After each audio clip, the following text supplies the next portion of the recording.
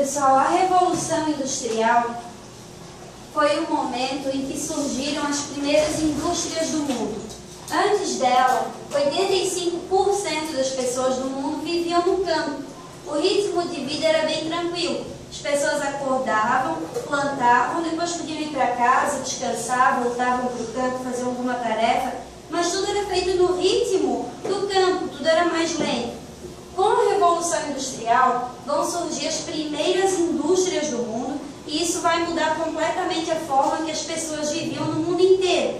A Revolução Industrial, na verdade, ela modificou o ritmo de vida e o meio ambiente. A Revolução Industrial ela começou na Inglaterra por volta do ano 1770. Por que foi na Inglaterra e não em um outro país? Por vários motivos. A Inglaterra tinha bastante dinheiro para investir nessas indústrias. De onde veio esse dinheiro da Inglaterra? Veio do processo de colonização.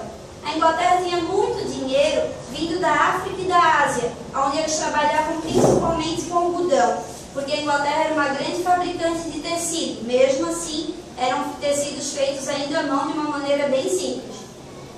Além do rei e da rainha terem dinheiro, também os burgueses tinham muito dinheiro acumulado. Desde a idade medieval, que eles tiveram 1000 anos para acumular dinheiro dentro do burgo, quando chega a idade moderna, eles vão ter mais dinheiro ainda, porque eles vão começar a investir na pirataria, assaltando outros barcos de outros países.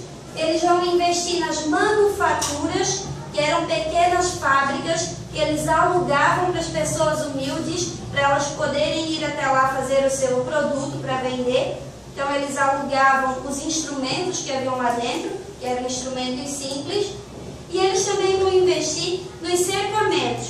O que eram os cercamentos? Os burgueses iam para o campo, invadiam a terra das pessoas simples, expulsavam elas, cercavam e criavam ovelhas para tirar a lã. Além do dinheiro, a Inglaterra também tinha liberdade comercial. A Inglaterra ela podia fazer comércio sem pagar nenhum imposto em 3 países: Escócia, Gales e Irlanda. Então, nesses locais, ela tinha uma facilidade muito grande para vender os seus tecidos. Os meios de transporte da Inglaterra também foram muito avançados por volta do século XVIII. Por quê? A rainha investiu na modernização dos barcos, que na época ainda eram as caravelas, e mais tarde também foi investido na modernização dos mesmos barcos que viraram barcos a vapor, na modernização dos portos, que se tornaram muito mais práticos para esses navios chegarem e saírem, e na modernização das estradas dentro da própria Inglaterra.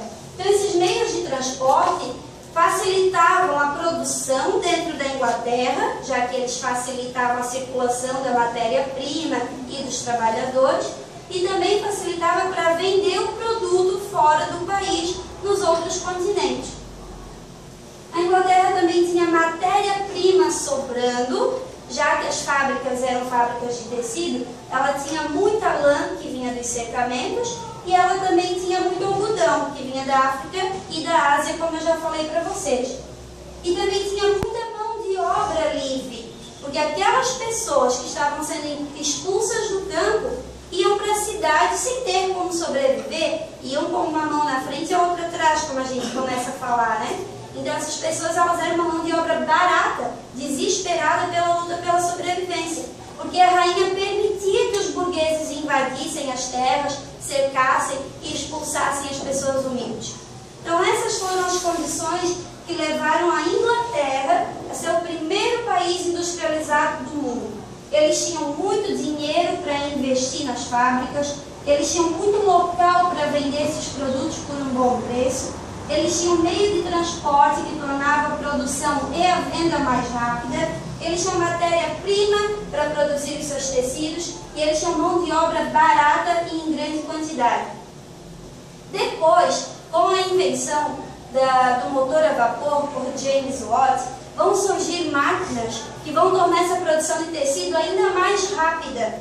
E essas máquinas elas vão até acabar substituindo um pouco a mão de obra dos trabalhadores. E só que elas vão acelerar a produção. Então o tecido vai ficar ainda mais barato, certo? Outra Revolução Industrial foi a descoberta do carvão mineral. Como esse motor do James Watt era um motor a vapor, ele precisava de alguma coisa que fizesse o vapor. O carvão mineral que eles descobriram na Inglaterra, ele fazia vapor usando uma pequena quantidade de carvão mineral que queimava durante muito tempo. Nenhum outro combustível era tão eficaz quanto o carvão mineral, nem o óleo, nem a madeira. Então o carvão mineral ele ajudou muito nessa parte, para manter essas máquinas que eram todas com motores a vapor. As principais invenções vindas do motor a vapor nem foram só as máquinas, mas o barco a vapor, como eu já falei para vocês, porque o barco a vapor, tendo vento ou não, ele funcionava, coisa que a caravela não fazia, ele era mais leve, ele era mais rápido, e além do barco a vapor vai surgir o trem a vapor. O trem a vapor ele não era tão rápido, ele andava 8 km por hora, só que ele conseguia carregar 10 toneladas de produto tranquilamente, coisa que nenhum ser humano conseguiria fazer. Alguma pergunta nos motivos que levaram à Revolução Industrial na Inglaterra? Lembrando que eram fábricas de tecido, depois é que vão surgir outras fábricas.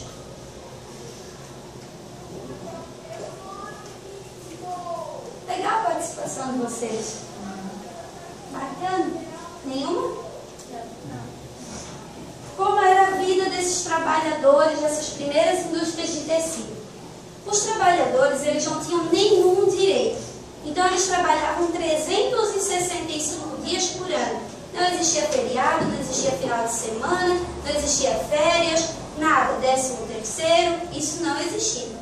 Eles trabalhavam 365 dias por ano, geralmente em pé, de 14 a 16 horas por dia. Por que de 14 a 16? Porque os homens geralmente eram 14 e as mulheres eram 16. Como as mulheres elas produzem um pouco menos, porque elas são um pouco menos resistentes, as mulheres tinham que trabalhar 2 horas a mais para depois ir embora. Para viver, essas pessoas geralmente alugavam a casa do patrão, que eram casas germinadas construídas do lado da empresa. Casas germinadas são casas de 2 andares, uma grudadinha na outra. E embaixo ficava a cozinha, em cima um quarto. Não existia banheiro. As necessidades elas eram feitas dentro de um balde, dentro de um pinico, jogadas na rua mesmo. Ou então, para quem era muito organizado, era construída uma fossa, um buraco grande atrás das casas para eles botarem os dejetos. A higiene era mínima, a água também não tinha disponível na casa, tinha que se andar 2,5 km até a bica mais próxima para conseguir pegar um balde d'água. A comida que eles conseguiam comprar era uma comida muito simples, geralmente era batata, peixe, pão velho, orelha de porco, focinho, pé de cabra, uma alimentação bem fraca, né, para trabalhadores que passavam tanto tempo em pé. E a vida era bem complicada. O salário deles era usado metade para pagar o aluguel dessa casinha, a outra metade para pagar o aluguel das máquinas, porque eles tinham que pagar as máquinas que eles usavam dentro da fábrica. Mesmo que eles trabalhassem juntando o que caía da máquina, eles tinham que pagar pela máquina. Então, o que sobrava por dia, digamos assim, era o equivalente para se comprar um pão. Como um pai não tem como sustentar 17, 18 filhos com um pão, todas as crianças trabalhavam. As famílias eram muito grandes, não existia o anticoncepcional, então as crianças eram obrigadas a trabalhar. Também não se tinha a ideia de infância que a gente tem hoje em dia, né? Criança era um adulto pequeno. Com 6 anos eles estavam trabalhando, todos eles. 8 anos era sagrado. As crianças elas faziam os piores trabalhos, porque elas eram pequenininhas. Elas ganhavam 20% do salário de um adulto, mesmo fazendo o mesmo trabalho ou até um trabalho pior.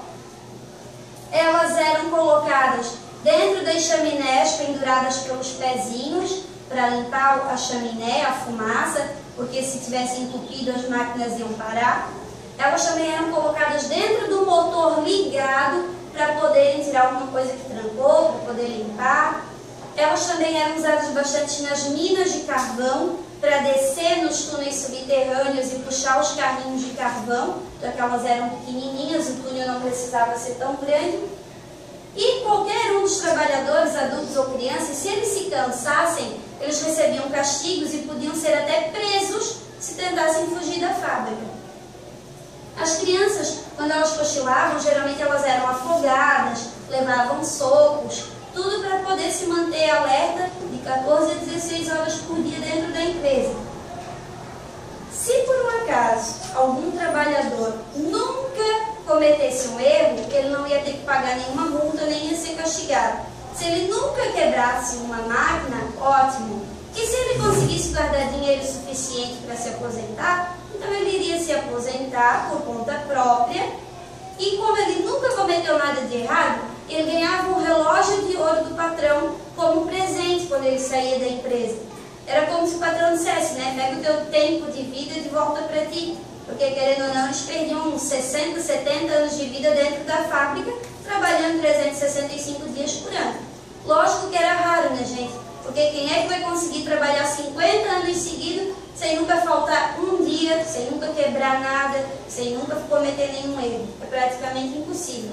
Mas era o prêmio de consolação para quem conseguia esse milagre. Com o passar do tempo, os trabalhadores começaram a ouvir as vozes de um tal de Karl Marx. Karl Marx, ele dizia que um trabalhador sozinho ele não tinha força, mas unido ele podia fazer a diferença. E os trabalhadores pensaram em se unir e tentar. A primeira coisa que os trabalhadores da Inglaterra fizeram foram os trade unions, que eram sindicatos. Como funcionava o sindicato? Do pouquinho de salário que eles tinham, eles guardavam, todos eles guardavam um pouquinho, deixavam no sindicato, porque se acontecesse algum problema com eles, tinha aquele dinheiro guardadinho. Se alguém adoecia, eles davam aquele dinheiro para comprar o remédio. Se algum pai morria, eles davam aquele dinheiro para ajudar a continuar cuidando das crianças. Era um dinheiro reservadinho. Além disso, o sindicato também servia para organizar greves, protestos. Mas mesmo assim, os sindicatos eles ficaram proibidos de 1799 até 1824. Nesses 25 anos, quem fazia parte de um sindicato era perseguido pela polícia, era preso e muitas vezes era até morto. Aí, numa tentativa também de continuar se libertando dos patrões, eles pensaram em quebrar todas as máquinas, porque a ideia deles é que as máquinas estavam provocando desemprego. Se não tivesse máquina, eles teriam que contratá-las. Esse movimento ficou chamado como ludismo, porque acredita-se que quem teve a ideia foi Ned Ludd. Só que esse Ned Ludd nunca foi encontrado, ninguém sabe se ele realmente existiu, ou se era uma pessoa que usou esse apelido para poder se proteger da polícia. Eles invadiram todas as fábricas da Inglaterra, quebraram tudo, foram pegos pela polícia, a maioria foi presa e muitos foram mortos dentro da própria empresa. Outro movimento dos trabalhadores foi o cartismo. Foram cartas escritas e enviadas para o parlamento da rainha, pedindo para eles aprovarem o voto secreto, o sufrágio universal, que é o direito de todo mundo votar, sendo rico ou não, e melhores condições de vida e trabalho. A primeira carta enviada para o parlamento ela teve mais de 1 milhão de assinaturas. Os três movimentos, sindicato, ludismo e cartismo, conseguiram poucas mudanças. Eles conseguiram reduzir 2 horas a carga de trabalho, eles conseguiram uma parada pelo menos para o almoço de 1 hora, porque antes eles não paravam nem para almoçar, mas não foi assim uma grande mudança inicial, foram poucas melhoras só para acalmar os ânimos na Inglaterra. Até porque a maioria dos trabalhadores eram crianças recrutadas em orfanatos que não tinham ninguém para lutar por elas, né? Porque a maioria dos pais morria fácil dentro dessas empresas. E essas crianças, de cada 10 que entravam numa fábrica, 8 morriam. Então eram realmente trabalhos bem perigosos, máquinas muito simples, sem muito cuidado, sem muita proteção. O que a Revolução Industrial trouxe para o mundo? A Revolução Industrial criou o capitalismo, que é a busca por dinheiro, é a busca por produtos, é o consumismo. Então é aquela vontade que tu tens o teu iPhone 4S, mas tu queres o 5S. Ele não faz quase nada de diferença, mas tu queres. Aí tu vais trabalhar para conseguir teu dinheiro para comprar. Quando tu comprar aquele, já vai ter saído o 6S, aí tu queres o 6. Então o capitalismo é o consumismo, é aquele dinheiro, aquela busca que nunca acaba. Tu sempre queres comprar mais, produzir mais e comprar mais, produzir mais e comprar mais. E foi uma mudança, porque até então as pessoas viviam num era uma vida simples. Agora que vai começar realmente essa grande diferença que existe das classes sociais. Quem consegue comprar, quem não consegue comprar. Hoje em dia o mundo inteiro é capitalista, exceto 3 países, Cuba, China e Coreia do Norte. Lá o dinheiro é dividido entre as pessoas igualmente, todo o dinheiro fica com o governo, né? São países comunistas. Agora o restante, todos são capitalistas, é cada um por si, Deus por todos. Além do capitalismo, a Revolução Industrial trouxe a aceleração do ritmo de vida, como eu expliquei para vocês no início, né? As pessoas agora vão ter o tempo ditado pelo relógio, tempo vira dinheiro, que é essa expressão bem popular, que caracteriza bem a Revolução Industrial. O teu tempo é dinheiro, tens que aproveitar ele para fazer dinheiro. E além da aceleração no ritmo de vida, surge a poluição. Poluição do meio ambiente, que vai ser usado sem medida, que vai ser explorado, né? O carvão vai ser retirado do solo, o aço vai ser retirado do solo para produzir tantas máquinas, trens e barcos. A poluição vai ser lançada na atmosfera pela primeira vez em grande quantidade, por causa do vapor que saía dessas máquinas. Enfim, essas foram as maiores consequências da Revolução Industrial. Além disso, também vieram doenças por esforço repetitivo, que são a lesão por esforço repetitivo, porque agora o trabalho ele era separado. Antes a pessoa queria fazer um sapato, ela tinha que criar o boi, matar o boi, tirar o couro, preparar o couro, começar o sapato, costurar, fazer o sapato todo sozinho. Com a Revolução Industrial, ninguém vai fazer isso. O sapato vai ser feito dentro da indústria. Um vai cuidar do couro, um vai cortar, um vai preparar, um vai colar, o outro vai costurar. Cada um vai fazer o seu trabalhinho. Como o ser humano vai ficar 16 horas fazendo só uma coisa, o que acontece? Aquele movimento repetitivo acaba dando lesão por esforço repetitivo. Uma doença de tanto você movimentar o mesmo movimento. Certo? Perguntas? Não? Como é que no cartismo eles pediam para todas as pessoas votar se eram negros? Porque a democracia da Inglaterra, né, não era uma democracia. Ela ainda era uma monarquia, quem governava era o rei e a rainha, mas eles tinham um parlamento, que era um grupo de homens que ajudava eles a governar. Fazia parte da reunião a hora que a rainha fosse tomar alguma decisão, digamos assim. E só podia entrar no parlamento quem era nobre. Só os nobres votavam e só os nobres eram votados. Então os trabalhadores eles queriam poder entrar no parlamento também para dar ideias para a rainha. Mais alguma pergunta? Não? Pessoal, essa foi a revisão da Revolução Industrial. Depois, se vocês tiverem mais alguma dúvida, me perguntem, tá bom?